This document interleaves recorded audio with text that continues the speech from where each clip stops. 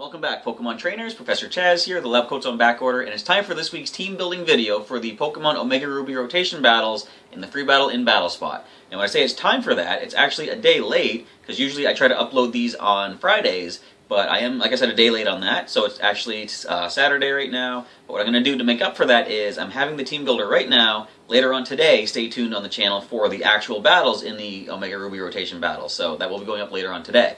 Now, my usual tradition right now is I'm using some of the Pokemon that either have met defeat or haven't yet been used in the rotation battles. I believe we've only got 2 weeks remaining, including this week, and the previously defeated Pokemon is the last one I'm going to give a second chance for. It is Pokémon the Hariyama, and I'm pairing him with Egbert, the Togetic, who hasn't yet been used in the rotation battles. So to check out the movesets and the strategies and the held items of these two Pokemon, as well as the other 4 that are joining them this week, stay tuned right now. We're going to get right into the team building part of the video right now. So yes, Pokémon the Hariyama is our first choice for the team this week. He is a lonely Pokemon, which increases the attack stat while lowering defense, which isn't terribly bad because the defenses aren't that good to begin with, so we're not losing too much in a stat that we really need to keep kind of, high. And we actually boost the attack with that. And his ability is Guts. So if he has the special conditions like burn, poison, stuff like that, it's going to increase the attack stat by 50%, which is going to be very nice. And to make sure we get that status condition, we do have the Flame Orb being held on to, and it's going to work well with one of his moves, as you'll see. Now first of all, we do have Low Sweep on here for a stab move, and it does have the nice little effect of lowering the speed of the target that we hit with it, so we can slow anything down by 1 stage. Of course, Pokémon himself probably won't outspeed, but one of the other team members actually has a pretty good chance to do so afterwards. And for some nice power, we do have Earthquake on here.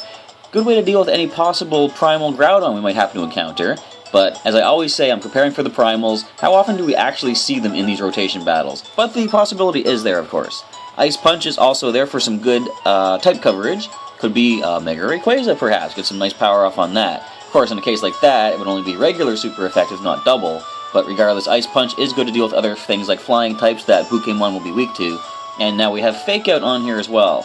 So the reason I have Fake Out is primarily, of course, when we launch the attack, it has a speed priority, and it will flinch the target. And it's going to, therefore, make sure Pokémon survives at least a turn without taking a hit. And at the end of that turn, the Flame Orb will activate, getting the burn on our Hariyama, which will then boost the attack stat with Guts right away. For the Super Training, maxed out the attack stat, and we even up the defenses pretty nicely. And they're at about 160 each for the physical and special defense. And of course, the Pokemon that hasn't yet been used in the rotation battles, we're going to go with Egbert the Togetic. He is a naughty Pokemon, which increases the attack stat and drops special defense. As you see from the actual stats, that's not the best nature. He is much more specially offensive than physically, but it is the nature that he was born with, so we're going to just, roll with that. Now, he did initially have Hustle for the ability, but thanks to the Gen 6 creation of the ability capsule, we did switch that over to Serene Grace, which has the effect of, I think it doubles the possibility of a secondary effect of an attack taking place. And he's holding the Eviolite because we do have him pretty well defensively boosted up with the Super Training. So the Eviolite is going to boost the defenses by 50% more, getting them up over 300 each. So he's going to be a pretty defensive Pokemon on both sides. Now for the moveset, I finally have a Pokemon in these battles that can use Wish. I've seen the opponents use this before. It's really cool where Egbert can use Wish. Whoever I rotate into will gain the benefit of that Wish, healing back 50% of their HP at the end of that next turn. So Wish is definitely going to be some fun to play with. And for the only offensive move that Egbert has, he's more defensive and supportive this week, he has Signal Beam, which has a chance to cause confusion. I think it's a 20% chance. If so, Serene Grace is going to double that for a pretty decent shot at confusing the opponents. And it is our only bug-type move this week. I was thinking going Water Pulse, which has a better chance to confuse, but we do have water coverage on another Pokemon this week, so I didn't want to double up too much if I can sort of, spread out the type coverage a little bit more. Now, he is our Reflect setter for the week. For 5 turns, we can boost the physical defense of our team, and Safeguard is on there also to prevent us from taking any status conditions that we don't want. For example, if they try to freeze or sing to sleep my Hariyama, I want the burn. Excuse me, clear my throat. I want the burn, and the Flame Orb is the way to go with that. I don't want a different status condition taking over. For the Super Training for Egbert, we have maxed out the special attack and evened up the 2 defenses, special and physical, getting them at, like I said, about 230 each, with the Eviolite boosting it up over 300. So the first returning champion to the rotation battles is going to be good old Pikachu here. He is a bashful Pokemon, which is a neutral nature, so nothing is boosted or lost. His ability is static, so if the opponent physically connects against him, there is I think a 1 in 3 chance he will paralyze them with static. And I cannot use Pikachu without that light ball. I don't know if it doubles or at least 50% boosts it, but it boosts the 2 offensive stats of a Pikachu that holds it. So attack and special attack are going to get up at least over 200 thanks to that held item. For the moveset, we went with Discharge. I kind of play back and forth between Thunderbolt and Discharge, but I really like the better chance to cause paralysis with Discharge. So that's what we're going to work with.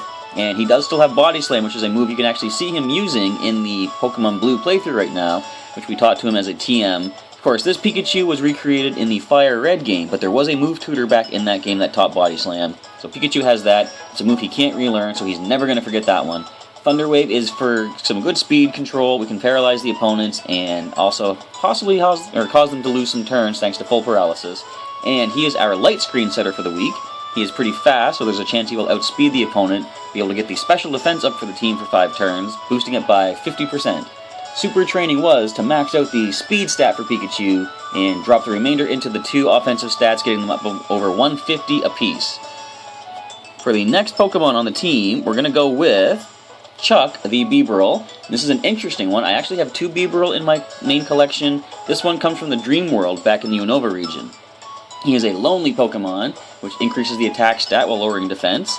And I love the ability Moody. You never know what you're going to get with it. At the end of every turn, one of Chuck's stats, including evasiveness or accuracy, will sharply raise, while another stat drops by 1 stage. Now, just to see how this works, I'm pretty sure the White Herb will work this way. We do have the White Herb being held. It is an item that when the Pokemon holding it loses a stat, the White Herb activates and erases that stat drop. So it's a one-time use. We're not going to basically be able to get nothing but boost from Moody while not taking any stat lowering. But for that first turn of Moody, I'm pretty sure the White Herb will cancel out whatever whatever stat we lose a point in. Now, for the moveset for Chuck, we do have Waterfall, which is a good stab move and could get some flinching if Chuck outspeeds, perhaps after a few speed boosts from Moody, or we can actually go for a little more surefire way of outspeeding with the Bulldoze attack. It is super effective against one of his weaknesses, being electric, but it always has the nice effect of dropping the speed stat of whatever opposing Pokemon it hits. And we have Rollout on here. We're probably not going to really use that, but we didn't have any other rock moves for this week. I couldn't really squeeze any into the team, so on the off chance that maybe the opponent has only 1 Pokemon left that's weak to rock, I could go for the Rollout, lock myself in, and just kind of, roll with that.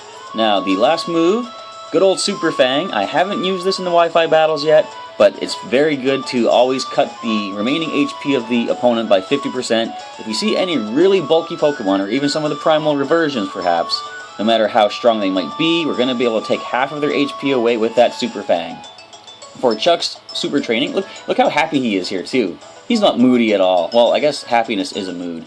But anyway, we maxed out the attack stat and dropped the remainder into the 2 defensive stats, trying to make sure that he's going to take some hits pretty good. He's at 175, 176 for both defenses, which isn't too bad.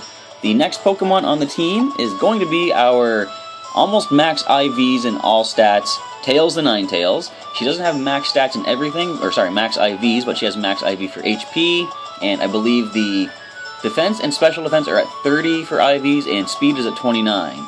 And the 2 offensive stats are at least 15 IVs each, and she was just a random catch in the wild too, which I'm really happy about. You'll see that she is a quiet Pokemon, which is a boost to her special attack while lowering speed, so not the best, but it's really not bad either. Her special attack is nicely boosted by that. And I didn't know what item to go with for Tails this week, but I was talking to my nephew, and just in some basic chit-chat, Air Balloon came to mind. And I've mentioned this in previous weeks. An Air Balloon makes the holder immune to ground-type attacks, which is one of Tails' weaknesses. But if you send in a Pokemon in one of the 2 rear spots on the rotation platform, it does not show the opponent that the Air Balloon is active. So therefore I can freely rotate her up. They might be able to think they can bring up something to go for a ground attack against her, but they're not going to be able to do that. The Air Balloon is going to make her immune to all ground attacks. For her moveset, she has Flamethrower. Now sometimes I go with Overheat and combine it with the Nasty Plot to offset the special attack drop of Overheat. But I want to go for the little more type coverage with her moveset. I didn't put Nasty Plot this week, so I went with a nice powerful Flamethrower. Good chance to cause a burn on there, and it's just very powerful. Psyshock is a move that is a special-based attack, but it hits the physical side of the defense on the opponent. And I kind of like the idea. I was considering Psychic, but I thought she has Flamethrower. I want to go with something that can hit a physically less defensive Pokemon. So if you see something really specially defensive like a Blissey or something, and Flamethrower will do nothing, Psyshock could be the best way to go with that. And Will-O-Wisp is on there to burn anything on the opposing side except for fire types, cutting their attack stat by half, I believe, and getting some residual damage at the end of every turn.